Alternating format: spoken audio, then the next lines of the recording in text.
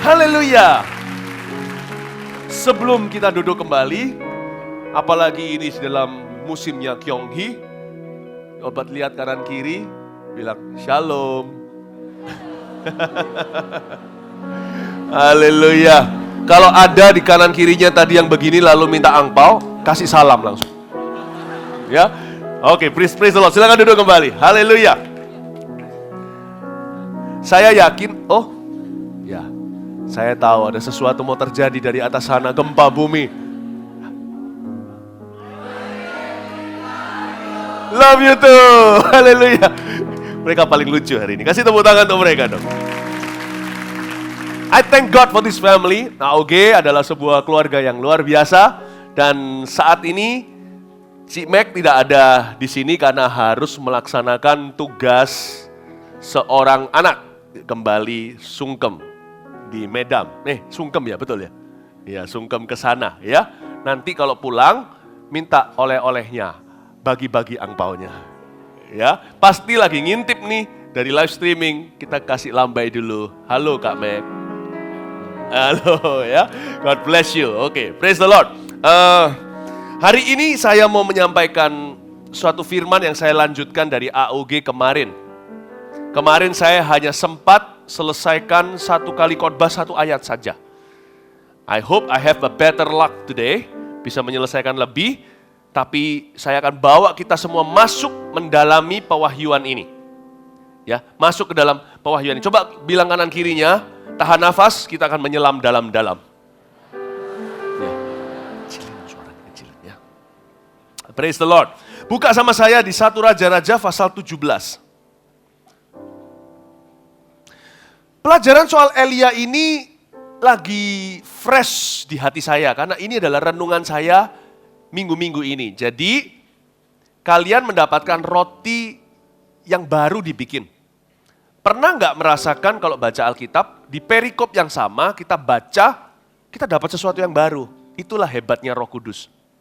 Kita nggak bisa menguasai Alkitab, Alkitab yang menguasai hidup kita. Tiap kali kita buka, ada saja pewahyuan yang segar dari Tuhan. Lalu saya baca Elia ini, saya semakin kagum dengan prophet atau dengan nabi ini. Saya ingin sekali punya hubungannya dengan Tuhan. Saya ingin punya imannya.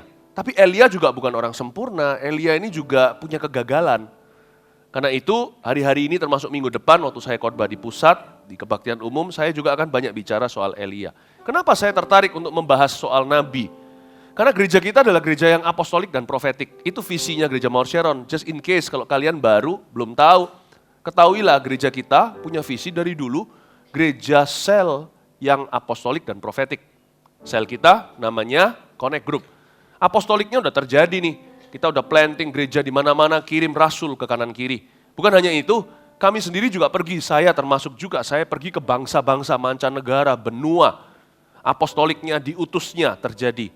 Tapi profetiknya nih loh yang saya mau otak-atik. Profetik itu bicara tentang peka dengan Tuhan. Hidup dalam hadirat Tuhan, jalan sama Tuhan itu dari jarak dekat, bukan jauh. Bukan ngeroh loh ya, karena kalau kita mulai masuk ke profetik agak bahaya. Saya tahu pengajaran-pengajaran profetik ada resikonya. Orang-orang yang suka ngeroh, cari perhatian, cari sensasi, cari sensasi yang maunya untuk menonjol, motivasinya salah, akan menyalahgunakan pengajaran ini. But I don't care. Karena saya tidak bisa demi orang-orang yang salah, saya buat yang benar, orang-orang yang benar itu kelaparan. Saya percaya anak-anak AOG dan Jemaat Mount Sharon digembalakan, dimuridkan dengan benar. Karena itu saya tidak takut ajarkan hal-hal seputar perkara roh. Supaya tahun ini bukan kita jadi ngeroh, tapi supaya kita semakin peka sama roh Allah. Saya kepingin sekali kalian, dan termasuk saya sendiri, saya semakin rindu untuk mendengarkan suara Tuhan lebih jelas. Bukankah tahun ini adalah tahun the year of encountering Christ in everything, atau tahun mengalami Kristus dalam segala sesuatu? Kalau kita mau mengalami dia ya, dia harus hadir secara nyata dalam hidup kita. Kalau kita mau mengalami Tuhan dalam segala perkara, berarti kita harus peka mendengarkan suara Allah.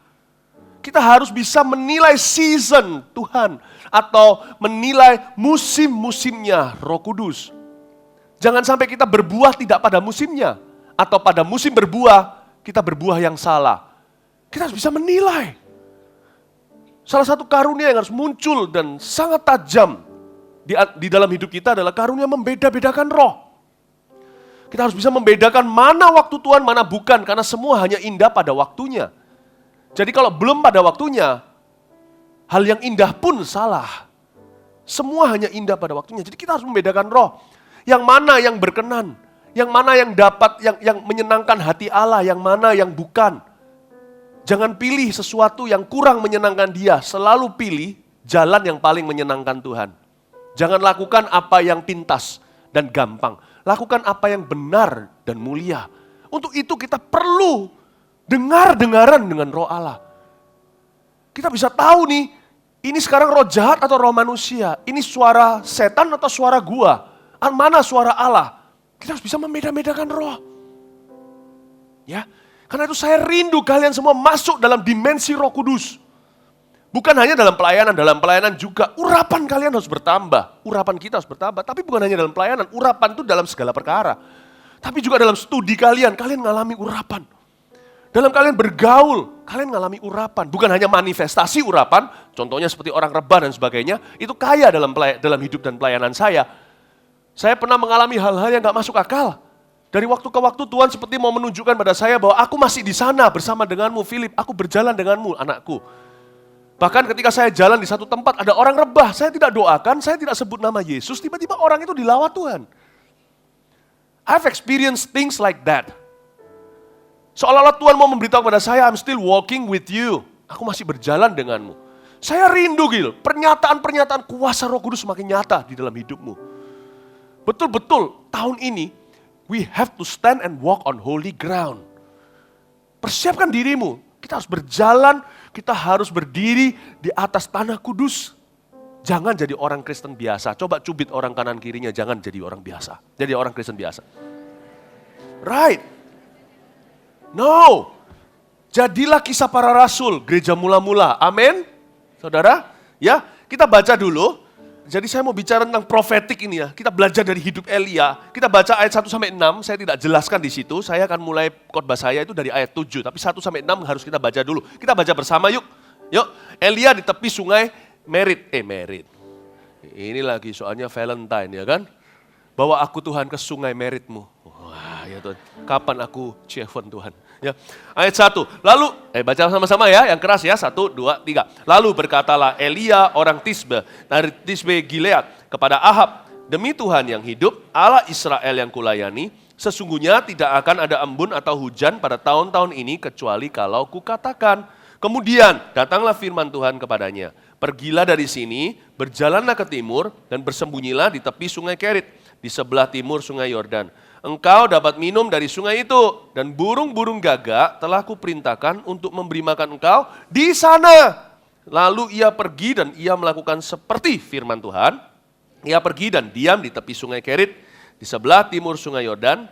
Pada waktu pagi dan petang, burung-burung gagak membawa roti dan daging kepadanya, dan ia minum dari sungai itu. Amin, katakan amin. Ada sebuah kesalahan yang gak fatal, tapi kadang-kadang kita kalau manusia itu, kalau kita sudah biasa dari jalan sini ke kampus, naik motor contohnya, dari kos ke kampus, kita udah gak lihat kanan kiri lagi, seolah-olah buram-buram gak apa-apa, kita sudah kira-kira tahu lah hafalnya. Sehingga kita akan luput beberapa detil-detil di jalanan. Ya, kalau kita baca Alkitab, seringkali kita juga asumsi. Contohnya asumsi apa? Kadang-kadang kita kurang teliti. Yosua dan orang Israel mengelilingi Yeriko berapa kali? 7. Salah, 13. Jadi kadang-kadang itu asumsi. Orang Majus ada berapa? 3. Enggak ada nomornya 3, enggak ada. Dikatakan mereka memberi 3 hadiah. Emas, kemenyan, dan mur. Bukan berarti 3 orang. Jadi asumsi itu bermain trik di dalam pikiran kita. Demikian pula Elia.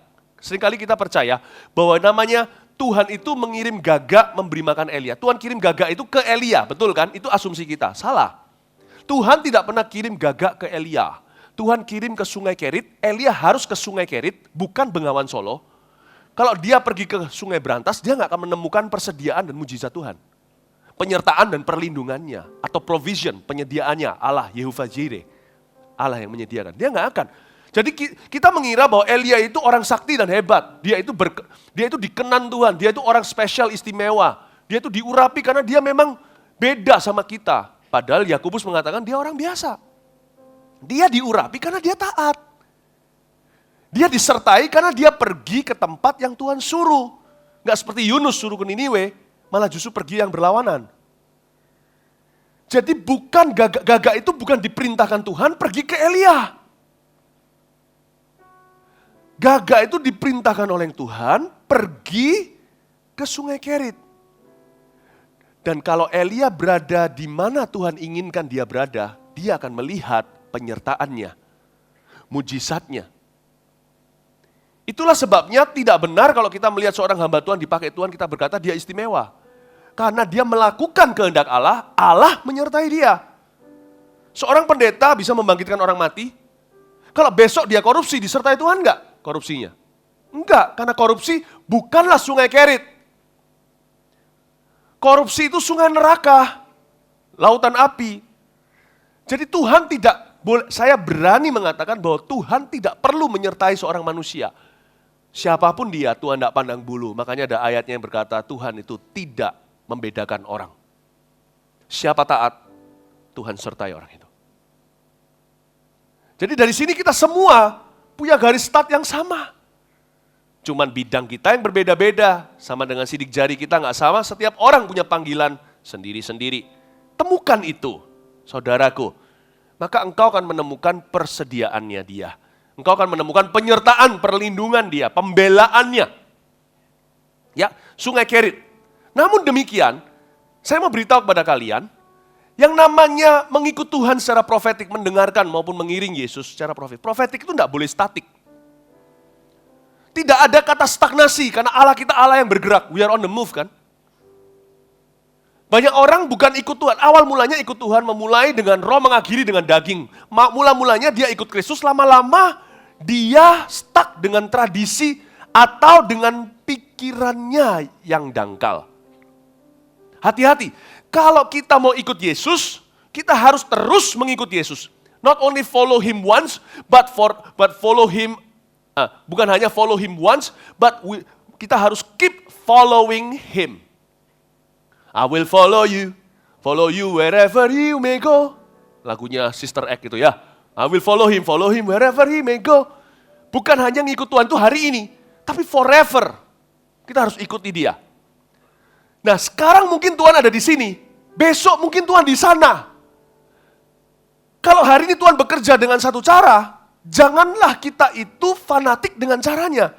Nanti waktu Tuhan bekerja dengan cara yang lain besok, kita akan menentang Tuhan dan berkata, loh kok Tuhan melakukannya begini, nggak seperti kemarin waktu engkau melakukannya melalui aku. Tuhan nggak boleh dikotakkan. Kita harus bisa terus ikut Tuhan.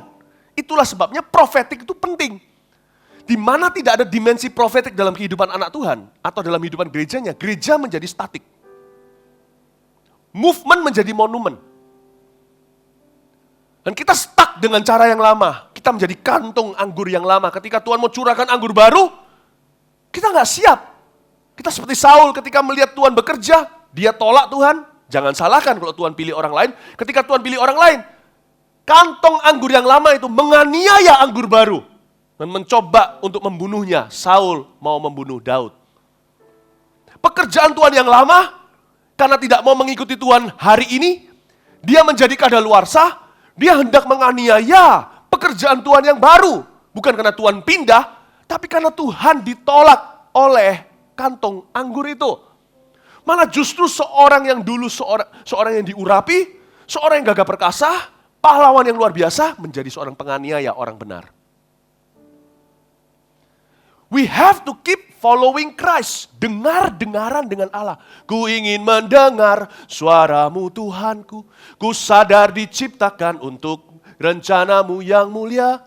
Ku serahkan hidupku padamu Yesus Rajaku. Dan ku perhatikan kehendakmu atasku. Ku mau turut selalu dalam rencanamu Tuhan. Sampai bumi penuh kemuliaanmu. Lagu lama, lagu saya semua jadul. Lagu sih saya gak perlu follow terus, gak apa-apa. Tapi roh saya terus ikut Roh Kudus. Saya mau beritahu, kita mesti harus dengar-dengeran dengan Roh Allah. Jangan pernah apa yang Tuhan kerjakan menjadi tradisi dan kebiasaan. Never do that. Because God always does something new. Amin. Coba kita lihat sekarang ayat 7. Saya jelaskan. Elia dan janda di Sarfat. Tetapi sesudah beberapa waktu, sungai itu menjadi kering. Sebab hujan tiada turun di negeri itu. Isn't this amazing? Dulu tempat ada sungai, melimpah ruah airnya, sekarang kering. Dulu Tuhan ada di sana, God is no longer there. Pada waktu Petrus dan murid-muridnya, mereka kan asosiasinya Tuhan ada di kuburan. Ketika mereka sampai di sana, ada malaikat beritahu, kamu cari siapa? Yesus, udah gak di sini. Udah gak di sini. Di mana? Tuhan Yesus sudah mendahuluimu ke Yerusalem. Pergi ke sana dia, Yerusalem. Akhirnya mereka mengalami penampakan Tuhan Yesus 40 hari. Ya kan? 40 hari, lalu setelah itu Tuhan Yesus diangkat di depan mereka. Waktu diangkat itu setelah hilang, lenyap dari pandangan mereka. Mereka masih lihat ke atas. Kita itu memang lelet. Manusia itu kalau tidak shape up, manusia-manusia Allah, anak-anak Tuhan, gereja Tuhan kalau nggak shape up spiritually, sangat mudah untuk kita ketinggalan. Karena daging itu lemah. Roh itu harus, kalau sekarang telepon ada 3G, 4G, berapa G, nggak cukup semua G itu. Kita harus menangkap sinyal Tuhan secepat mungkin. Sebagai anak-anak Tuhan, roh kita harus hidup, tidak boleh mati di dalam diri kita. Kita nggak boleh tertidur seperti gadis yang bodoh, tidak bijaksana. Dan ketika mereka lihat ke atas itu ditepuk pundaknya. Hei, ya, kamu lihat apa? Di atas Yesus. Yesus sudah di situ. Di mana? Yesus sudah di bangsa-bangsa. Cepet banget, baru 5 menit lalu. Dia masih dapat kulihat di awan-awan. Sekarang lenyap dari pandangan, dia sudah di bangsa-bangsa. Pergilah, jadikan semua bangsa muridnya. Sampaikan berita pengampunan sampai ujung dunia. Tuhan menyertaimu senantiasa sampai ke akhir zaman. Tuhan sudah ada di situ. Mereka masih lihat ke awan-awan. God is quick. Tidak ada yang lebih cepat daripada Tuhan dibandingkan dengan perkembangan fashion. Perkembangan fashion itu cepat. Sebentar lagi in, besok sudah orang pakai itu. Orang-orang melihat kamu ketinggalan zaman, kamu tinggal di goa. Telepon juga sama kan, gadget. Apa-apaan tuh? Baru keluar ini, keluar itu. Yang ini sudah gak perlu. Wow, Tuhan jauh lebih cepat dari itu. The things of the Spirit are quick. Makanya Alkitab mengatakan kalau orang bergantung dengan Roh Kudus, dia akan mengalami the quickening power of the Holy Spirit. Roh Kudus akan membuat spiritnya quicken. Karena itu hati-hati, jangan sampai yang namanya daging kita yang lemah itu menghalangi. Tuhan harus bekerja dengan cara seperti kemarin. Tidak harus begitu, saudaraku. Karena itu penting sekali. Karena itu saya sempat kadang-kadang melihat ada orang-orang yang 5 tahun tetap sama saja, tidak berubah. Orang udah 2 tahun, 5 tahun, bahkan ada yang 10 tahun tidak berubah. Tuhan itu bergerak, saudara. Karena itu penting sekali. When God says, move on, then you move on. Penting sekali untuk kita menangkap sinyal dari Tuhan ketika Tuhan berkata, move on. Cepat move on. Kalau kita lagi nggak bisa ngampuni seseorang gitu ya, contohnya, aduh nggak bisa segalanya. Kalau Tuhan sudah satu titik, Tuhan berikan di hati kita itu perasaan, ada prompting of the Holy Spirit, ada dorongan hati yang seperti berkata, move on my child. Cepat diresponi, yes Lord, I move on. I forgive that person in Jesus name. Kenapa? Kalau kita tidak ampuni, kita akan ketinggalan sebuah berkat. Kemungkinan setelah kita berkata, aku ampuni dia dalam nama Yesus, boom, keesokan harinya. Atau mungkin saat itu juga, Tuhan akan mewahyukan sebuah tugas baru kepadamu, yang hanya kamu yang tahu, di semua generasimu belum tahu itu. Dan tiba-tiba Anda akan jadi pioner suatu pekerjaan mulia. Dan Tuhan kalau bilang move on, on. Berarti ada sesuatu yang Tuhan mau lakukan. Saya yang maksudkan cepat itu bukan berarti orang yang berubah-ubah komitmen loh ya. Sebentar dia komit di PAW, move on, langsung ke creative ministry, ke multimedia. Itu orang yang kemana-mana cemplung, cuman mandi bebek saja, cuman ecek-ecek kaki, keluar, gak pernah bisa renang. Orang kayak gitu tuh shallow komitmen atau komitmennya dangkal, nggak akan bisa excellent dalam apa-apa. Saya nggak berkata move on itu, jangan sekali lagi, kalau kita bicara hal profetik, sangat mudah untuk disalah tafsirkan. Yang saya maksudkan bukan begitu loh ya. Yang saya maksudkan the things of the Spirit adalah Tuhan mau bekerja lebih luar biasa dalam kehidupanmu. Mungkin bidangnya sama, tapi ada sesuatu yang baru. Move on. Cepat harus move on. Saya belajar sesuatu, kalau lihat ayat 3 dan 4. Saya bacakan aja ayat 3 dan 4. Pergilah dari sini, berjalanlah ke timur dan bersembunyilah di tepi sungai Kerit. Katakan sungai Kerit.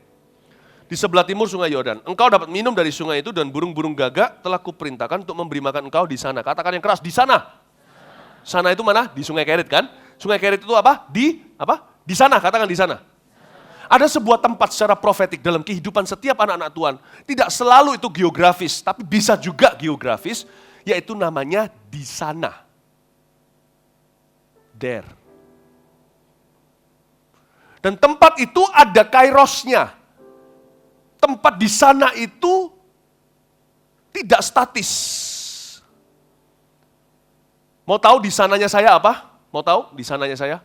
Di sananya saya adalah, saya ada di Indonesia. Saya sudah tinggal di Kanada. Saya tanya sama Tuhan, saya harus kemana? Tawaran bagi saya waktu itu ke Eropa. Bahkan waktu saya SMA sudah dapat beasiswa. Saya mau dibiayai sekolah di mana? Kuliah di mana, untuk saya nanti kerja dengan perusahaan itu Eropa. Tapi pada waktu saya menimbangkan antara Indonesia dengan tidak, saya punya pilihan tinggal di Kanada, atau saya bisa ke Amerika, atau saya ke Eropa. Saya bisa saja. Waktu itu Eropa belum krisis segala. Waktu saya berdoa, tidak ada suara audible. Belajar mendengar suara Tuhan itu kadang-kadang samar-samar, saya mengerti. Dibutuhkan iman untuk menangkap. Asal hati kita tulus, bukan mencobai Tuhan. Kalau salah, Tuhan akan benarkan. Tapi waktu itu saya berdoa, ada suara hati saya, damai sejahtera berkata, pulang ke Indonesia. Waktu saya pulang ke sini, saya yakini ini disinilah di sanaku. Inilah sungai Keritku. Waktu saya pulang ke sini, saya mengalami banyak pencobaan. Pernah sekali juga mau dibunuh orang, mau ditembak. Mungkin ada yang tahu ceritanya, saya tidak ulangi di sini lagi. Tapi Tuhan tolong saya. Sebab di sungai Kerit itu ada gagak-gagak dan malaikat-malaikatnya. Nah kalau saya membangkang, saya disuruh pulang Indonesia. Saya justru tinggal di sana. Hanya karena dalinya di Indonesia tahun 98 gak aman. Yang paling aman itu dalam kehendak Allah. Saya bisa mati di Kanada loh. Saya bisa mati di Amerika, mati konyol lagi. Tapi di Indonesia, sekalipun mau dibunuh, masih hidup tuh.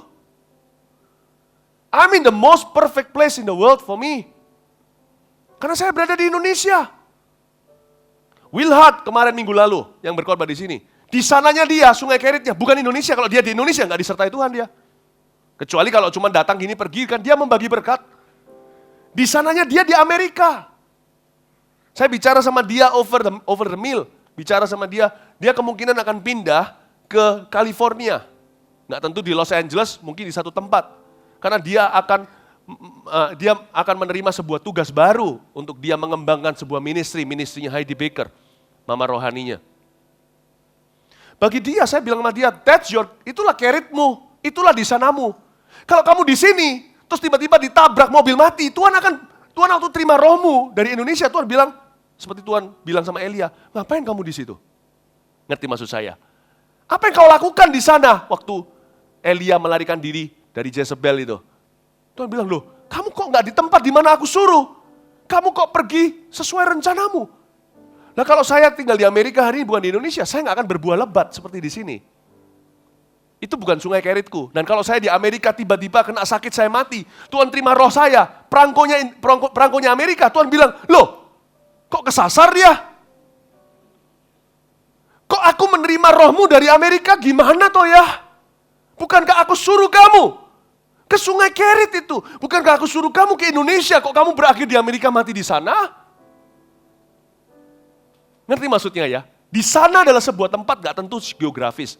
Di sana juga adalah tempat di mana contohnya, kalau kita mau diberkati Tuhan, pada waktu di gereja, jangan berada di tempat kerja. You have to be where God wants you to be in that specific time. Kita harus berada di tempat di mana Tuhan ingin kita berada di waktu spesifik itu. Nah kalau pada waktu kita memelihara hari Sabat bukan sebagai hukum Taurat tapi sebagai kerinduan untuk beribadah.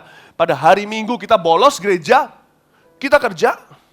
Bukan kerja, ya kerja sih nggak apa-apa ya. Memang ada orang yang kerjanya hari Minggu, it's okay, I understand. Tapi mungkin ketika kita hari Minggu harusnya, kalau kita lagi weekend gini, kita harusnya beribadah, kita malah justru melakukan hal yang lain padahal itu nggak perlu. Itu nggak perlu.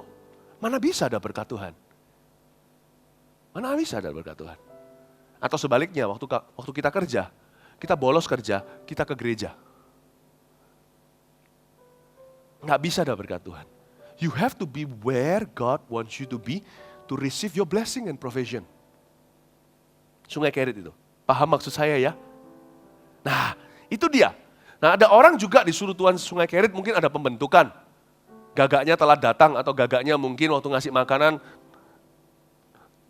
paruhnya tertusuk ke tangannya atau gimana, marah, konflik, lalu meninggalkan gereja, nggak mau ke CG lagi. Well, ada orang yang begitu kan, dia pindah tempat karena konflik yang tidak diselesaikan. How can God bless you? Nggak bisa. Tidak boleh lari. Yang saya maksudkan di sini di ayat yang ke-7, sesudah beberapa waktu sungai itu menjadi kering. Demikian pula, kadang-kadang ada sebuah tempat yang disebut sebagai tempat pemakaian Tuhan dalam kehidupan anak-anaknya. Tapi ada satu waktu, you have to move on.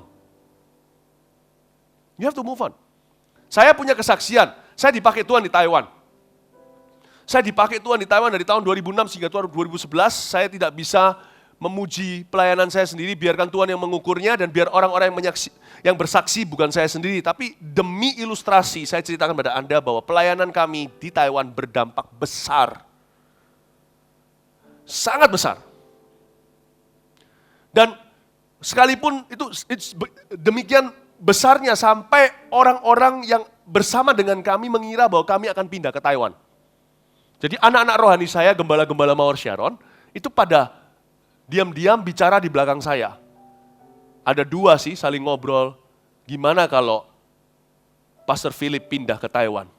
Kita kan nggak tahu nanti harus ngikut gimana, kita kan nggak tahu gimana, kita kan kehilangan seorang pemimpin.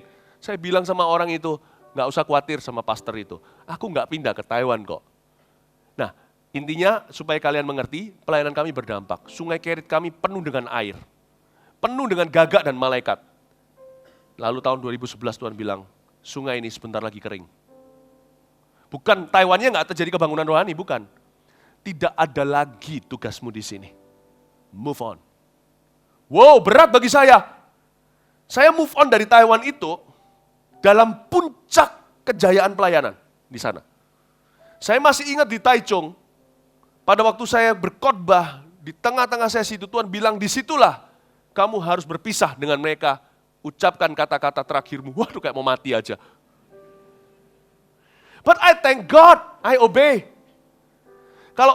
Kalau Elia tetap pegang erat Sungai Kerit, lama-lama jadi zona nyamannya. Dia tidak mau tinggalkan. Dia tidak akan pernah mengalami mujizat Sarfat. Malah justru di Sungai Kerit dia akan wafat. Karena dia minum airnya lama-lama kering. Orang yang pintar akan mengikut Tuhan sebelum dia berjumpa dengan momok namanya stagnasi. Sebelum kita melihat tanggal kadaluarsa kita udah lewat, kita udah basi. Orang itu harus bisa follow Christ karena Tuhan menjanjikan kita untuk berbuah, tidak pernah berhenti berbuah. Karena itu orang yang ikut Tuhan dan dengar-dengaran tak akan pernah stagnasi rohnya. Never will. Seseorang yang jadi anggur lama, kantong anggur lama, itu salahnya sendiri, bukan salahnya Tuhan Yesus. Karena orang itu at some point, dia mulai menjadi tiang garam, tidak lagi jadi garam dunia. Hati-hati. Waktu saya berkata selesai dengan Taiwan, waduh susah. Saya tahu ini selesai, saya pastikan mereka tidak menangis-nangisi saya karena Tuhan pasti tidak berkenan. Tuhan itu maha cemburu. Jadi saya atur dengan sangat bijaksana agar saya perginya itu nggak terasa.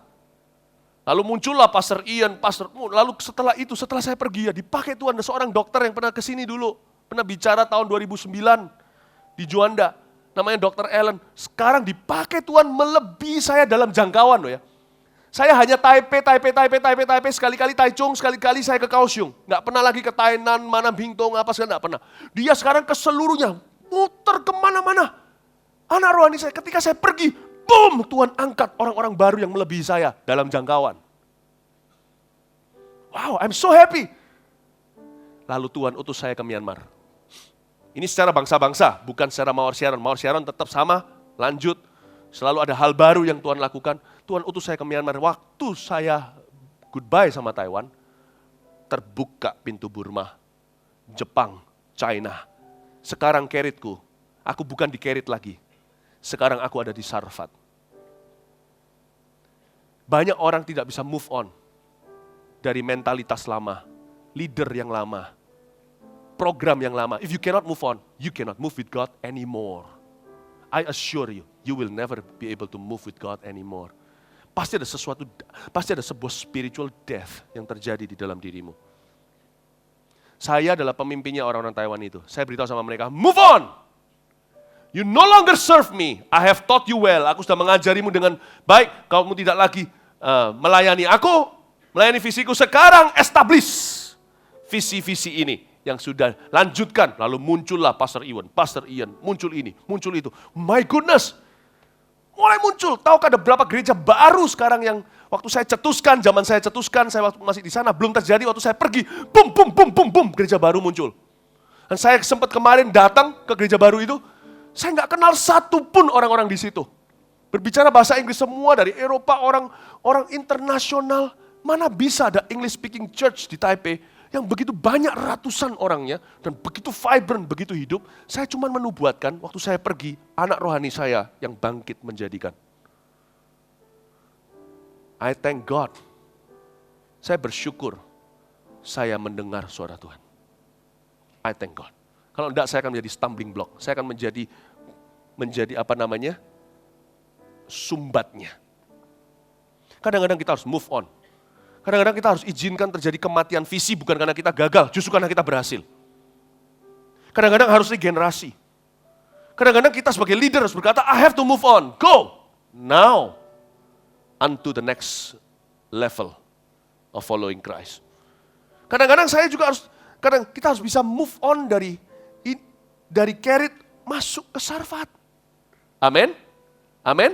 Saya yakin pemuda Gereja Mawar Sharon AOG telah memasuki sebuah masa yang baru. Di Markus dikatakan, enggak usah dibuka, bumi akan mengeluarkan buahnya secara sendiri. Pertama-tama tangkainya, lalu bulirnya, lalu butir-butirnya akan penuh di dalam bulir itu. Saya senang sekali dibagi 3 fase. Tangkai, Markus itu, lalu habis itu bulir, lalu butir. Pada waktu Tuhan sudah sampai ke bulir, jangan bermental tangkai. You have to move on. You're serving the Holy Ghost. Waktu sudah sampai ke butir, jangan tetap di bulir. Sebentar lagi, karena sangat cepat kita dengan hawa dunia itu. Orang kalau sudah berhenti mengikuti Tuhan, agak jauh sedikit dia akan goyah. Sedikit berjarak sama Tuhan, langsung membeku. Sangat mudah, lebih cepat daripada melihat ke Sodom dan Gomora. Karena orang itu tidak bisa move on yang namanya istri Lot. Dia langsung dengan tanpa berapa menit, hanya detik saja, berubah dari garam dunia menjadi tiang garam. Mari kita belajar. Oh Lord, use me. You don't have to use me the same way, but use me more than before. Amin. Angkat tanganmu, katakan, use me more than before. Ya, puji Tuhan, kayak saudara sepupu kita. Kayak gini ya. Ya gini, angkat tangan gini. Use me more than before. Amin. Katakan kanan kirinya, Tuhan akan memakaimu lebih lagi melihat ke depan. Amin. Lihat ya, tapi sesudah, ayat 7, tetapi sesudah beberapa waktu sungai itu menjadi kering. Jangan berhalakan sungai mana. Ya, sebab hujan tiada turun di negeri itu. Maka datanglah firman Tuhan kepada Elia. Saya suka ayat 8. Ayat 8 itu, maka datanglah firman Tuhan kepada Elia. Saya mau beritahu di sini. Selalu sebelum kita membuat gerakan baru atau keputusan yang baru atau keputusan langkah berikutnya, selalu tanya Tuhan dulu. Kita itu harus ada stopnya kayak orang maraton untuk kita itu minum air atau disiram air sejuk. Harus ada itu. Hidup manusia itu yang sudah diselamatkan Tuhan akan ke sorga. perjalanan antara kita sekarang ke sorga, kita nggak tahu kapan kita akan dipanggilnya, tapi katakanlah panjang. Di dalam perjalanan panjang itu, Tuhan ada pos 1, 2, 3. Pos 1, 2, 3 itu selalu doa dan mendengarkan suara Allah. Selalu begitu. Kita bisa melangkah satu titik, urapan kita akan mulai susut dan habis. Charles Finney, seorang hamba Tuhan yang dipakai Tuhan luar biasa. Manifestasi urapan dalam hal penginjilan dahsyat. Ini orang luar biasa, ini orang raksasa iman. Dia seorang lawyer atau pengacara, dilawat Tuhan.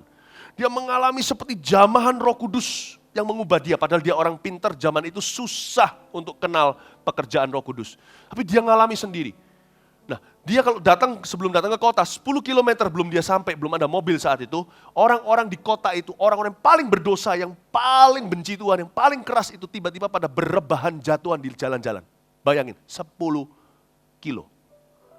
Saya aja gak punya urapan kayak begitu. Ini luar biasa. Dia kalau belum bilang sama orang, dia cuma liatin orang itu udah gemeter semuanya, jatuh barang-barangnya, lalu bersujud, seru nama Tuhan, baru diliatin. Saya dari tadi liatin kok gak ada yang jatuh-jatuh.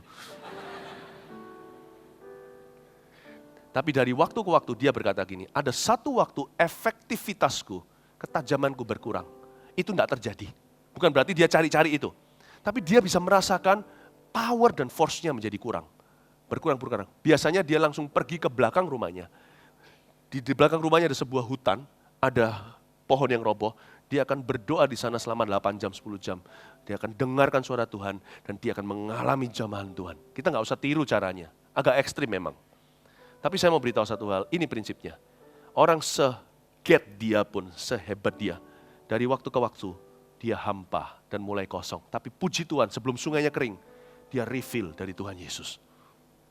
Waktu dia refill itulah Tuhan akan memberitahu kepada dia, kamu ke sini, kamu ke sana, akan ada instruksi-instruksi. Biasakan, jangan buat keputusan sebelum cari wajah Tuhan. Biasakan, jangan gegabah, jangan ikuti suara hati dan emosi kita. Karena perasaan kita, apalagi kalau gelisah, gundah gulana, sangat tidak bisa jadi andalan. Pastikan, sebelum kita membuat keputusan baru, harus ada firman yang baru terlebih dahulu. Elia, kehidupannya dapat saya summarize, dapat saya rangkum dalam satu kata, mendengarkan suara Allah. Elia itu pada waktu di Sungai Kerit, kita bisa bayangkan, itu gagak-gagak datang bawa makanan. Right?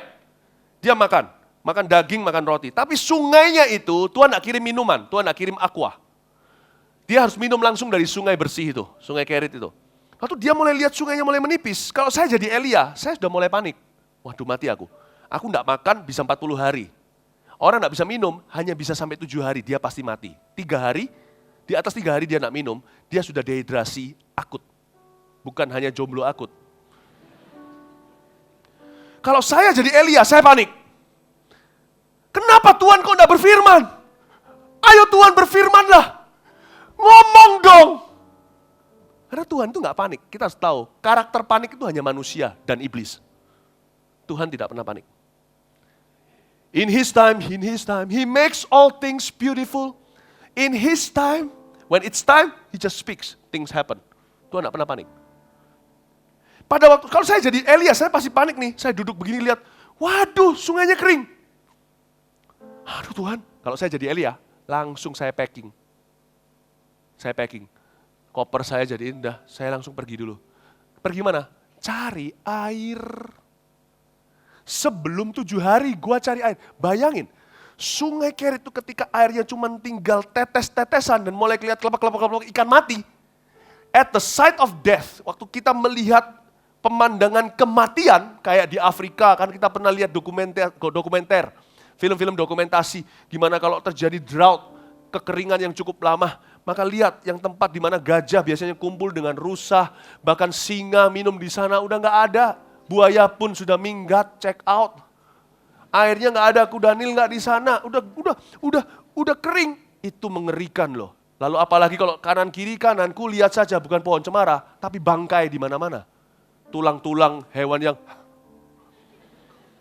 kehausan. Kita pasti panik. Kalau saya jadi Elia, saya pasti paksa Tuhan bicara. Ngomong dong, speak a word. How? Okay, you don't speak, then I decide. Ini bahayanya. Tuhan nggak bicara, gua akan ambil tindakan sendiri. Inilah kebodohan Saul. Mana Samuel telah 7 hari? Persembahkan sendiri. Tuhan bilang, aku koyakkan kerajaanmu, kamu melancangi aku. Ini juga kesalahan banyak orang. Tuhan nggak ngomong-ngomong, kita bertindak. Abraham, mana Tuhan udah bicara, nggak bicara lagi. Firman tetap lama, nggak ada firman baru, belum digenapi lagi. Aku udah cepek nih, gimana? Udah mau cepek. Sama Hagar saja. Terjadi setelah itu pertikaian keluarga. Bayangin, when God doesn't speak, don't move. When God doesn't speak, don't do anything. Be still and know that I'm God. Nggak gampang, saya sendiri pun diuji di area ini. Wow, rasanya apalagi saya ini orangnya itu, saya tinggi. Inisiatif saya itu tinggi. Saya itu orang yang inisiatifnya terlalu tinggi kadang-kadang. Jadi saya kadang-kadang itu cari masalah. Jadi kalau orang itu lihat orang berantem di jalan ya, biasanya orang minggir. Saya itu nggak bisa. Darah saya itu bawa saya dekat. Saya itu orang yang cari gara-gara. Nggak tahu kenapa ya sudah di situnya. Jadi waktu masih kecil saya masih ingat kok ketika ada orang berantem gitu, saya datang gitu masih mau melerai. Tapi akhirnya saya memihak. Ikut, loh, abis itu loh, gua ngapain bertengkar dalam pertengkaran orang lain? Saya orangnya gitu. Jadi kalau ada orang semuanya takut, semuanya saya masuk, saya dekat. Ya. Nah itu kelemahan juga, itu kelebihan, itu menjadikan saya seperti Petrus. Yang lainnya itu dayung, saya cebur masuk dan berenang sampai di pinggir sana untuk bertemu dengan juru selamat. Saya jadi leader, punya DNA. Kalau ada apa-apa, itu dulu dia akan bergerak karena dia nggak ada nawar, bukan dia lebih hebat. Saya tidak biasanya mempertanyakan perintah komandan, saya jalankan dulu. Kelemahannya adalah, kalau komandan tidak perintah, saya mulai gugup dan panik.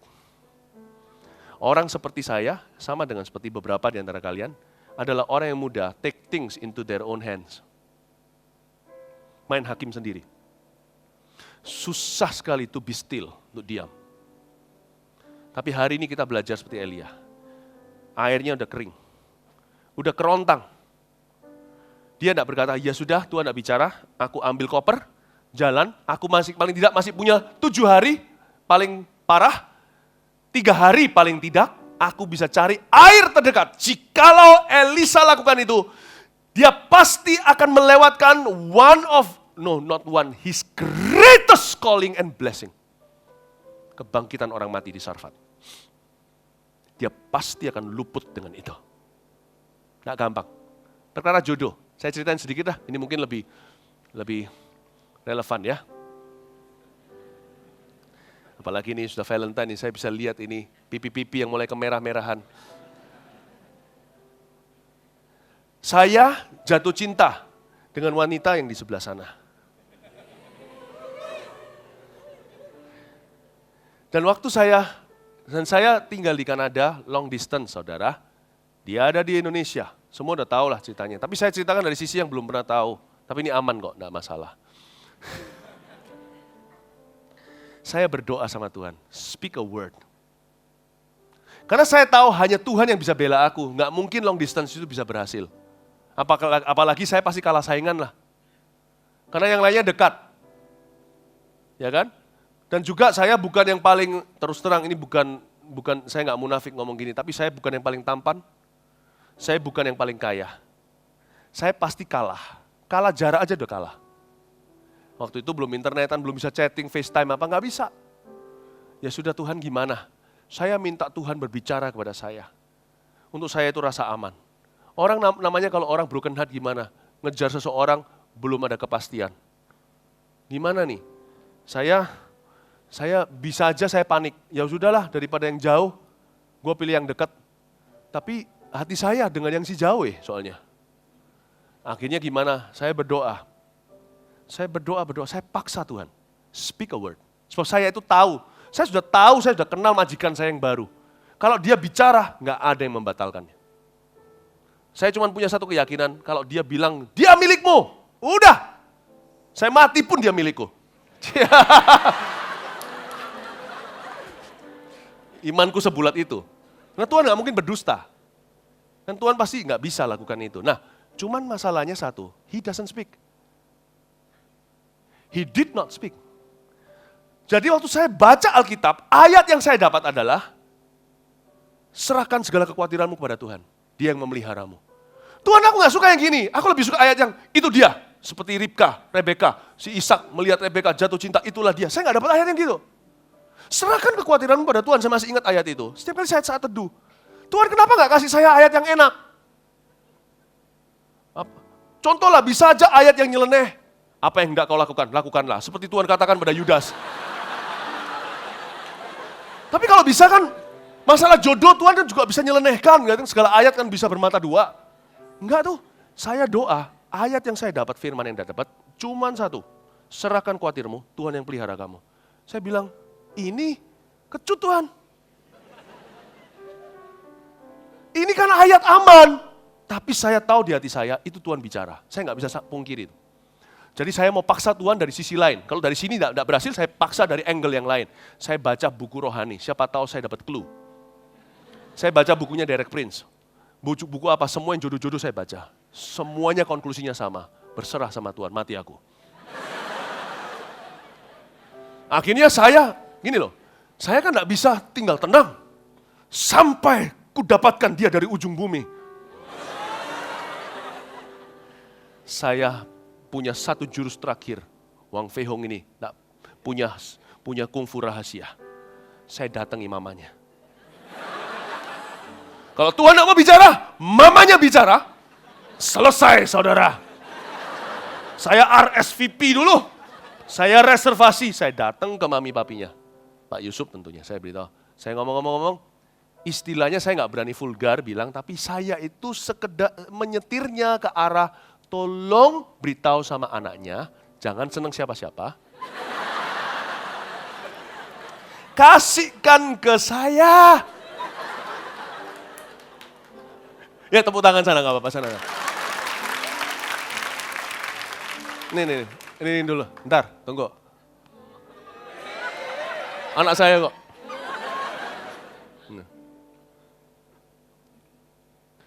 Udah, ya. Nah, sampai mana? Dan tahu nggak mamanya bilang apa? Ya sudah Philip, kalau memang itu jodohmu nggak akan kemana-mana. Kalau bukan ya kamu nggak bisa paksa, mati aku. Padahal di hati saya tahu mereka suka saya. Saya bukan GR, saya tahu tuh. Karena sempat waktu itu terceploskan. Pak Yusuf bilang begini, ya sih, kamu baik, kamu sekolah pendeta lagi. Om Tante juga paling srek sama orang pelayanan. Saya udah GR. Jadi gimana Om Tante? Tolong ya, bookingkan ya, pastikan ya. Karena dia umur 14 waktu itu. Jangan coba-coba sama anak saya.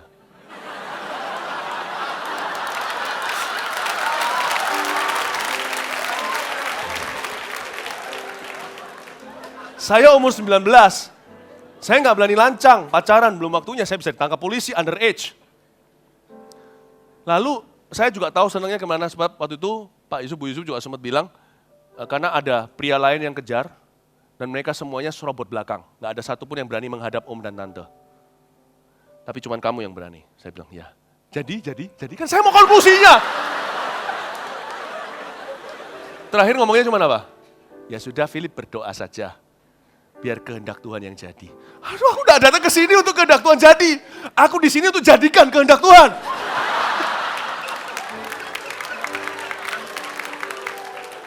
Saya datang lagi. Kalau Tuhan tidak bicara, jangan pacari atau tidak ada keyakinan, pastian, jangan terus lampiaskan cari pacaran dulu.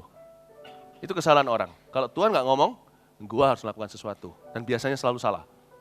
Tuhan ngomong, siapa bilang nggak ngomong? Tuhan nggak kasih saya kepastian. Lalu saya berlutut, saya berdoa, saya masih ingat waktu itu saya di Ungaran, saya pergi ke bukit doa di sana. Waktu itu di sini belum ada. Saya doa, Tuhan bicara sama saya, Philip, kalau itu jodohmu, jelas sekali itu suara hati. Bukan suara audible, tapi saya tahu Tuhan bicara, nggak mungkin salah lagi. Saya puasa kok sampean, jadi saya sampai kurus sekali. Tapi sekali saya dapatkan dia, saya menikah langsung naik 17 kilo. Balas dendam. Tuhan bicara gini, Philip, anakku, kalau itu memang jodohmu dari aku, dia nggak akan kemana-mana.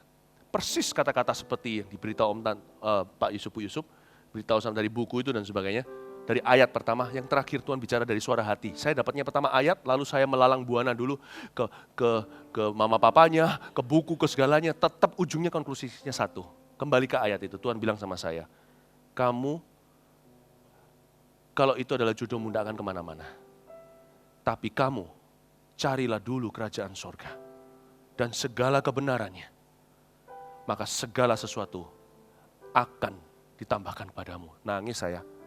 Tuhan, jadi aku berusaha menekuk Tuhan dengan cara apapun tidak bisa. Tuhan bilang, be still and know that I am your God. Udah, saya taruh di hati saya. Saya taruh di hati saya. Dan hari itu, saya telepon ke Jalan Cempaka. Ternyata waktu saya telepon ke Jalan Cempaka, si princess itu nggak mau angkat telepon saya.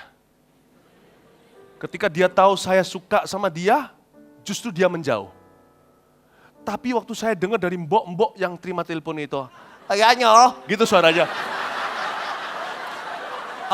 Noniknya adik, manggilnya adik nggak ada gitu ya. Mungkin dia nggak disuruh bohong, tapi dia sendiri yang bohong ya kan. Nggak ada apanya. Telinga saya apa kopok? Saya dengar suara di sana dia hahahi sama teman-temannya. Ada di rumah, nggak mau bicara sama saya, tapi hati saya sudah settle, saya tutup, saya settle di hati saya. Saya berkata, ya Tuhan, jadikan aku setia dalam studiku, pelayananku. Dan aku pulang, aku tidak akan pacari kanan kiri. Aku pulang gak akan ada. Aku akan setia. Sampai Tuhan bicara. Baik dia atau bukan dia, aku dengar suaramu. Kalau cinta, engkau sudah tahu, aku cinta dia. Tapi, aku akan tunggu selamanya, tapi tolong Tuhan, jangan suruh aku tunggu selamanya. Baik apapun keputusanmu, I'm yet to hear your word again. Saya taruh di hati saya. Taruh. Dan sejak saat itulah hubungan kita jadi jauh lebih baik. Lalu satu hal silih berganti. Firman Tuhan kembali datang. Tapi kali ini bukan ke saya. Ke sana.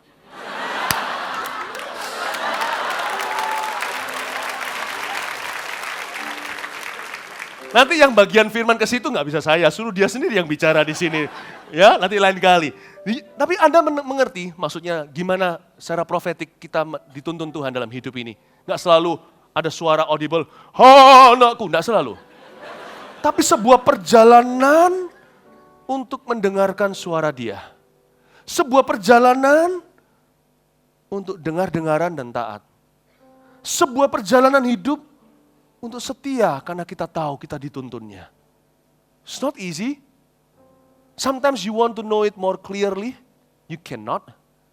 But you learn to surrender anyway. Saya mau beritahu itu yang disebut dengan Elia. Aduh, saya nggak sempat sampai Sarfat nih. Ini dahsyat. Kalau saya ceritakan satu-satu tentang Sarfat. Makanya saya beritahu dari tadi, siap-siap menyelam.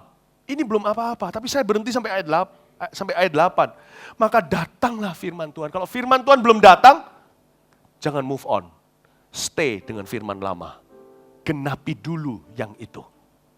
Ngerti? Tapi kalau Tuhan sudah berkata, move on, tinggalkan yang di belakangmu. Mengarah kepada tujuan dengan mata memandang kepada Kristus. Amin. Bisa ngerti sekarang ini? Semua indah pada waktunya. Where are you now? If you're here, then be here. Don't live in your past. Kalau kamu ada di sini, di sini. Jangan hidup di masa lalumu. Kalau Tuhan belum bicara tentang masa depan, genapi masa kinimu. Tuhan pasti akan membawamu ke situ suatu hari nanti. Amin. Saya ulang lagi. Kalau Tuhan belum memberi firman baru, jangan kita emosian. Gegabah. Lalu kita ceroboh. Kita mengikuti rencana sendiri. Jangan move on. Jangan lanjut. Kalau Tuhan belum bicara hal yang baru, tetap setia, kata Mazmur, dan miliki negeri. Tapi kalau Tuhan sudah bilang, move on, lanjutkan. Jangan menoleh ke belakang. Siapa menoleh ke belakang, Tuhan akan anggap itu ofensif sama dia, bukan sama siapa. Sebab orang seperti itu mau membajak, menoleh ke belakang, Tuhan akan singkirkan. Tuhan akan bilang, kamu tidak layak membajak di ladangku. Tuhan bilang move on, jangan megahkan kerit. Jangan terus bicara tentang kemuliaanmu dulu. Revival dulu. Tuhan gak interested. Tuhan tidak tertarik. Dengan apa yang di belakangmu, belumkah kau tahu aku hendak membuat sesuatu yang baru? Jangan ingat hal-hal purbakala. Kecuali untuk kita belajar suatu prinsip daripadanya. Jangan lagi kita bergantung dengan itu. Tapi dulu gini, tapi ini begitu. Tapi what the heck? Kalau perlu ruin everything that's in the past. So God can do something new with you. Karena itu Yesus berkata, waktu Tuhan digituin sama spirit Farisi. Ahli Taurat itu bukan munafik, bukan. Orang Saduki, tidak semua Farisi itu munafik. Tapi mereka itu sangat-sangat, mereka itu memberhalakan paradigma mereka. Pengalaman mereka dulu. Tradisinya Tuhan itu paling gak suka itu. Kalau Tuhan bilang sama Petrus, ayo tebarkan jala, itu Tuhan sengaja. Padahal semalam-malaman si nelayan itu, padahal dia tukang kayu. Sudah menjala gak dapat ikan. Tapi Petrus diuji. Tapi karena engkau mengatakannya, semalam aku tebar jala gak dapat apa-apa. Kerang pun gak ada. Tapi karena engkau mengatakannya, saya suka itu. Dan Tuhan suka itu, Tuhan cinta itu. Karena engkau mengatakannya. Tebar 153 dalam bahasa Yahudi, ikan besar itu. Artinya, I am God, so what? If I say so, then it happens. Oh, saya merinding waktu baca itu.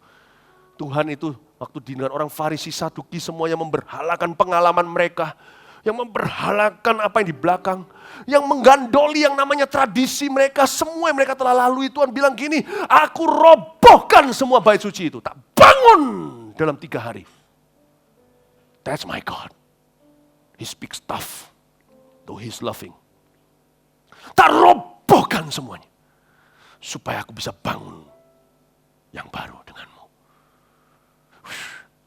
Saya mau beritahu sama pemuda di sini. Jangan look to the past. Move with Jesus. Welcome to the brand new day. Kasih tepuk tangan untuk Tuhan. Mari kita semua bangkit berdiri. Praise the Lord. Haleluya. Oleh karena itu, mulai hari ini, kalau tiba-tiba Anda di kantin atau di restoran jatuh garpu, janganlah beriman, siapapun yang memungutnya itu jodohmu. Akut saudara, itu akut parah. Tapi dengar suara Tuhan, amin. Amin. Dengar suara Tuhan. Jangan beranjak sebelum Tuhan berbicara. Oh, I surrender all. Aku berserah. Katakan. Aku berserah pada Yesus Juru Selamat. Aku berserah. Aku berserah.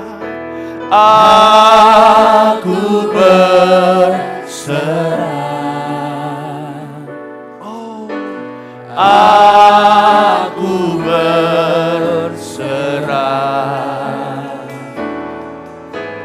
pada Yesus Juru Selamat. Aku berserah. Lebih tinggi lagi, angkat tanganmu.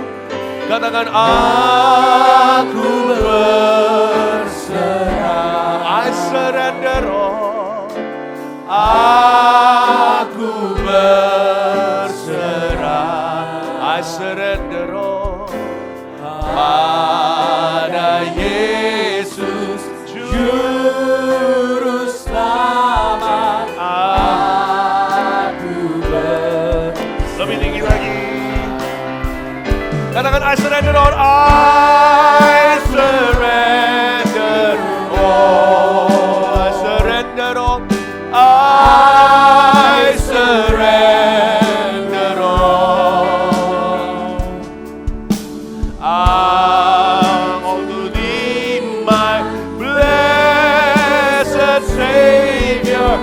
I surrender all. Come on, let's surrender all. I surrender all. I surrender.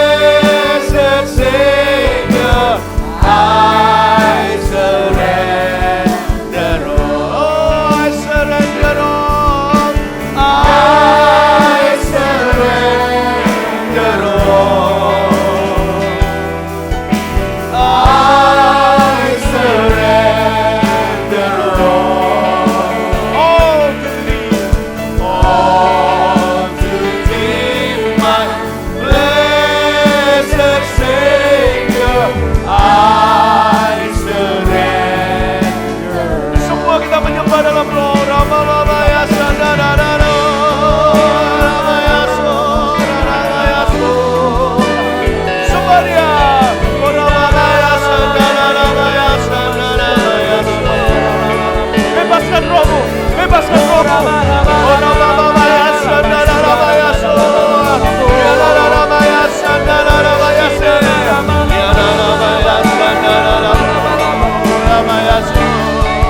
Roh Semaria, engage the Holy Spirit. Ayo, bersekutu dengan Roh Kudus untuk hidupmu. Bersekutu dengan Roh Kudus untuk AOG.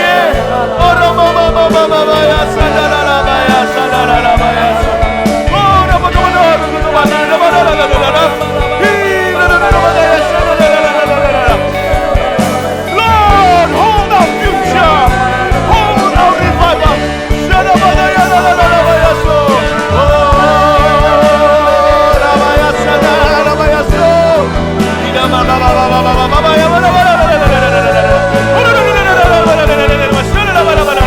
Come on, prophetic people, come into God's prophecy. Masuk ke dalam kekuatan-kekuatan Allah untuk hidupmu. Expect His power to deliver you. Expect His power to touch you and transform you. Expect His power to bless you. Expect His power to walk through you.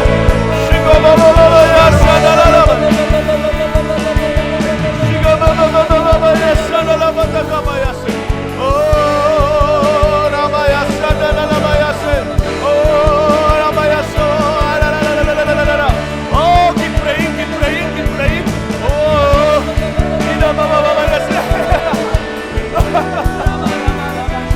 you are so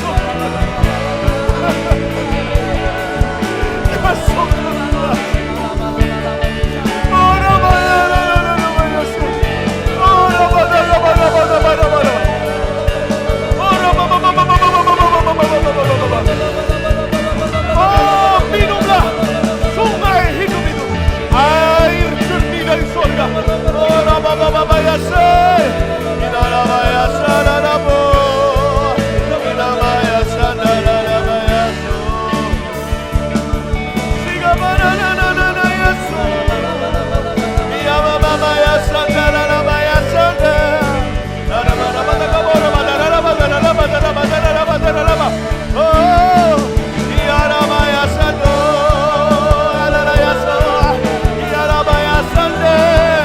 Yang belum menerima bahasa lidah, langsung aja bicara. Tuhan sudah taruh di mulutmu. Tuhan sudah baptiskan kamu dengan Roh Kudus sekarang. Yang belum menerima bahasa roh, langsung aja berbicara saat ini. Tuhan sudah taruh di mulutmu. Tuhan sudah baptiskan kamu.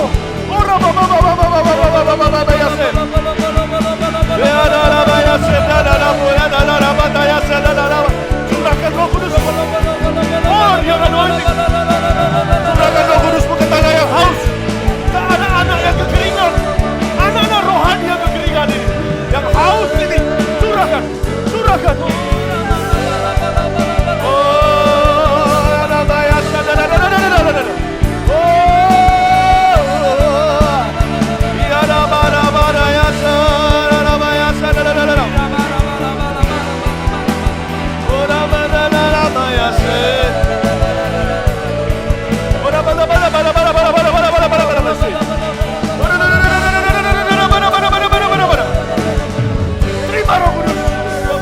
Terima Roh Kudus.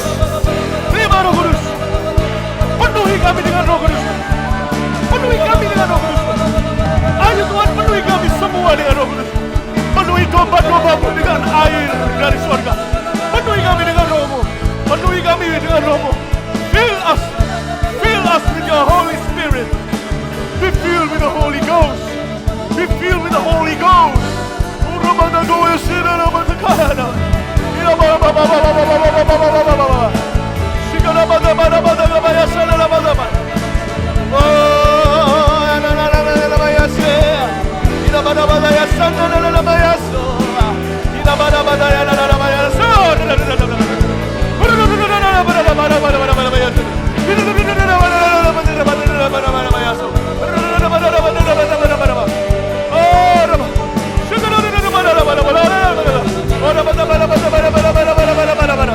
Oh,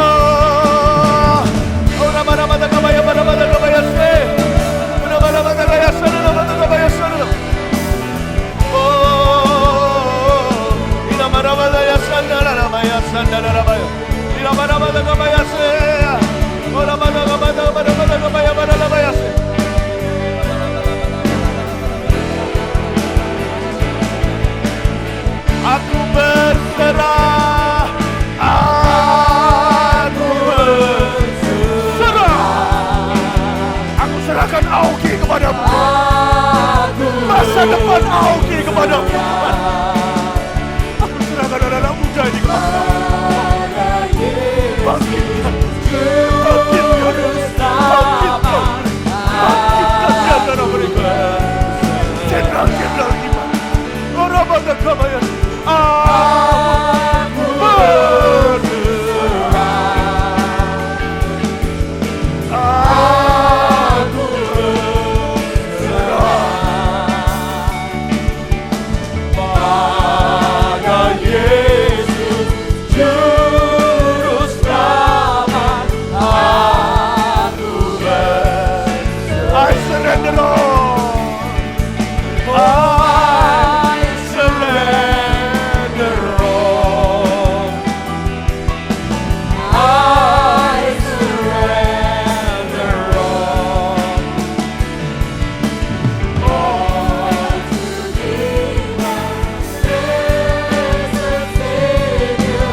I surrender. All to Thee, my blessed Savior. All to Thee, my blessed Savior. I surrender. All to Thee, my blessed Savior. All to Thee, my blessed Savior. I surrender. Angkat tanganmu.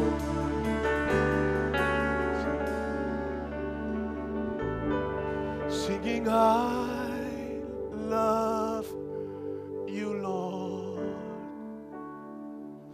Singing, I love you, Lord. Singing, I love you, Lord. I love you. Singing, I love you, Lord. Singing, I love you, Lord. Deeper, deeper into your presence. Singing, I love you, oh Lord. I love you. Singing, I love you, Lord. Singing, I love you, Lord. Singing, I love you. I love you, Lord. I love you. Singing, I love you, Lord. I love you. Singing, I love you, Lord. I love. Letakkan tanganmu di telingamu.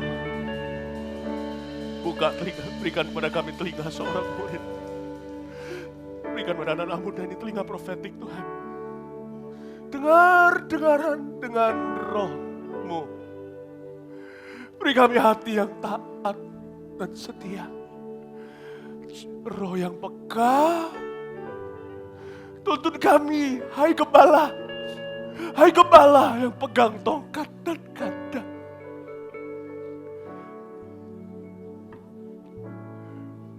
Tak aku pandang kebangunan rohani di belakang. Berikan kami yang di depan. yang di depan. Beri kami revival yang di depan itu. Ajar kami dengaran.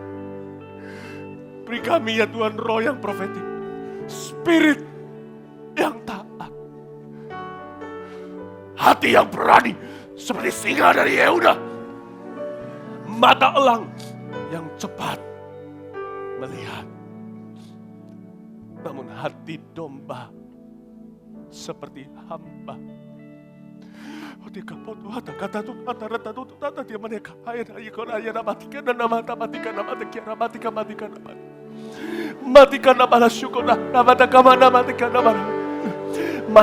keinginanmu, kata Tuhan, dan gantikan dengan keinginanku. Buara mataku ada masya. Buanglah semua harapan ini. Buanglah semua harapan nama. Buanglah semua beban yang memberatkanmu, lemparkan ke situ. Sebab aku hendak membuat yang baru. Nomor masyone. Lama toko mana lama telah menanti masyone, lama telah menanti. Lama telah menanti kabar syukur pada nama. Aku telah lama menantikan saat ini ketika aku akan mengurapi dengan urapan yang baru untuk pekerjaan lebih besar yang belum kau tahu. Berserulah kepada aku akan memberitahukan kepadamu perbuatan-perbuatan yang tidak pernah kau lihat dengan mata kepalamu. Saudara Patisya, matikan seluruh kapatasya, matikan apa syukur mahani mahdi dan matikan apa syukur nama. Matikan semua kedaginganmu supaya rohku bekerja leluasa. Jangan bersandar pada pengertianmu sendiri dan matikan semua sifat-sifat sukumu. Matikan semua spirit teritorialmu. Hanya ada satu penggembalaan dan satu gembala, Yesus. Kitalah dombanya. Oh nama takiyasya namata. Oh nama kapata kapaya siapara. Siapakah nama yasya nama kaya nama tako? Siapakah yang akan kabar apa syukur mana yasya no? Siapakah yang akan kuutus? Siapa yang mau pergi untuk aku? Siapakah yang akan kuutus? Siapa yang akan pergi untuk aku? Siapa yang akan kuutus? Siapa yang akan kuurapi? Angkat tanganmu saudara jika kau meresponi. Orang mana-mana mengatakan ini aku, utuslah aku Tuhan untuk perbuatan-perbuatan besarmu. Katakan ini aku Tuhan, utuslah aku untuk perkara yang baru. Ini Tuhan, ini aku Tuhan, utuslah aku untuk sesuatu yang telah kau sediakan. Orang makaya ramata kaya syana ramata ramata. Orang mata gabaya syana ramata gabaya para lama. Ini aku Tuhan, katakan padanya ini aku, utuslah aku. Oh Tuhan, orang mata kaya syana ramata gabaya se.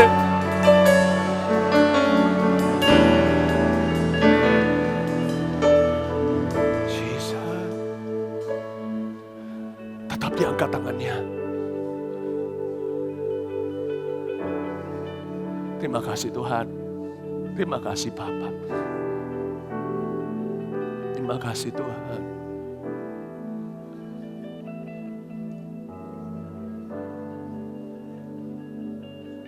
Jesus.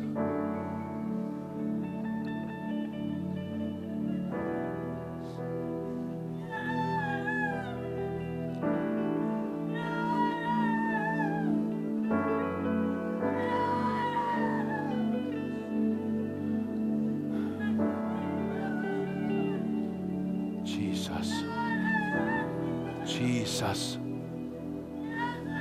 Yesus. Yesus.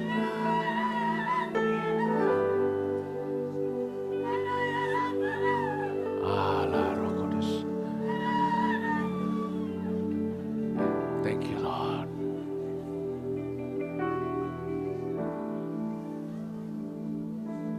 Singing I love you Lord. Singing I love you Lord. Singing I love you Lord. I love you. Singing I love you Lord. Singing I love you Lord. Singing I I love you. Yes, I do, Lord. I love you. Once more singing, I love you, Lord.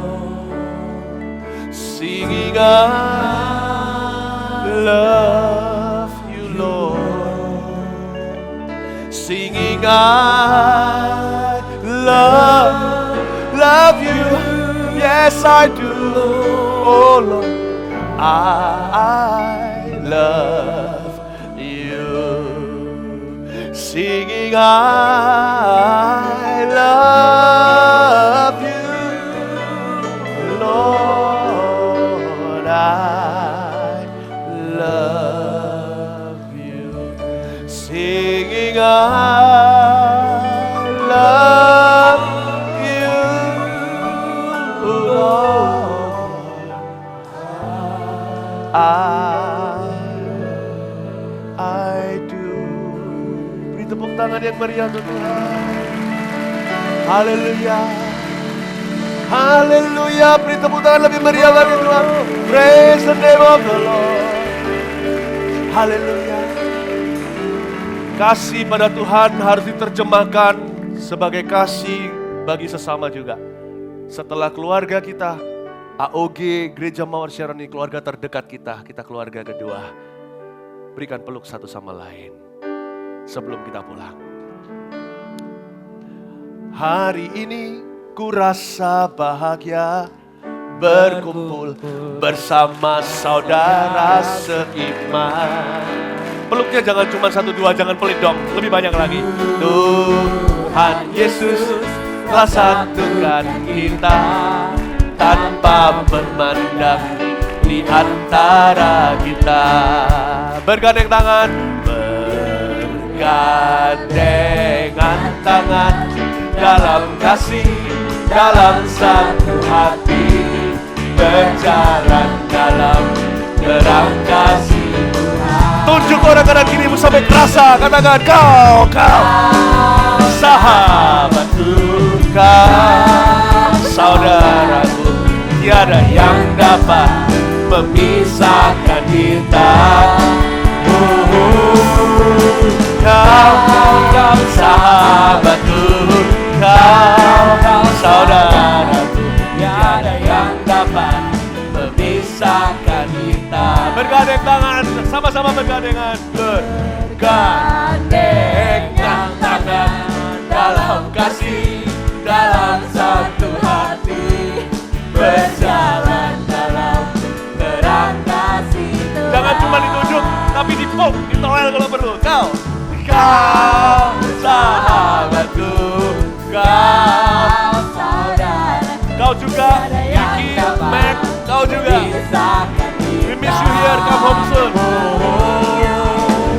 Kau sahabatku, kau saudaraku, tiada yang dapat bergandeng tangan ya.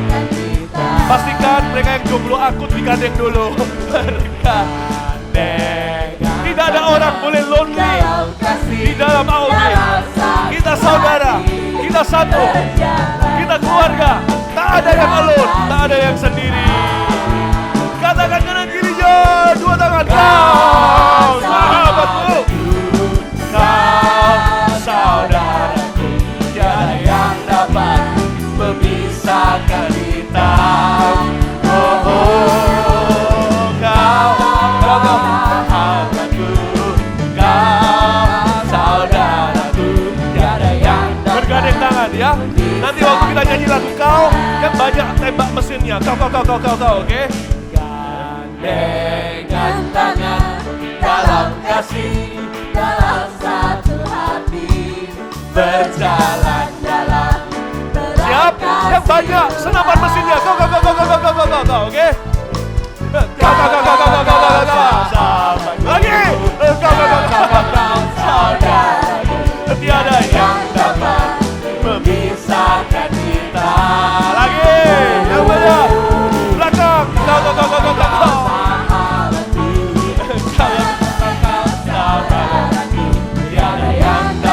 Musik nyanyikan, jangan berhenti ya. gandeng tangan, angkat tangan, terima berkat sama-sama. Terimalah berkat dari Allah Bapa, kasih karunia dari Tuhan Yesus, pengurapan dari Roh Kudus. Tak perlu banyak lagi bicara, Anda sudah tahu bahwa Tuhan mengasihimu. Pulanglah sebagai satu keluarga, satu tentara, bawa AOG masuk kepada level yang lebih tinggi. Dan suatu hari seluruh generasi kita, sebagian besar ada di sini menyembah bersama-sama. Haleluya dalam nama Yesus, amin. God bless you, we love you. Berkat.